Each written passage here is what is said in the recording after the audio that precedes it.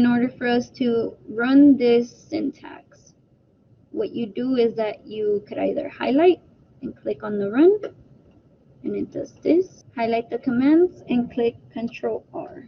And you see, pops it up the same. We also do have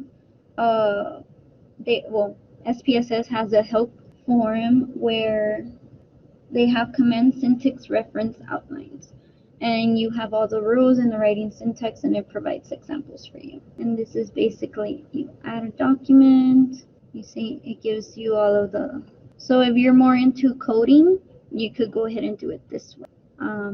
Basically, I just use the syntax. I don't create my own code. I do my notes. I'm like, I write, this is how I got the minimum, the maximum, medium, mode for gender. And then I did this type of regression for this, and I used these variables, and it gave me this. So on and so forth.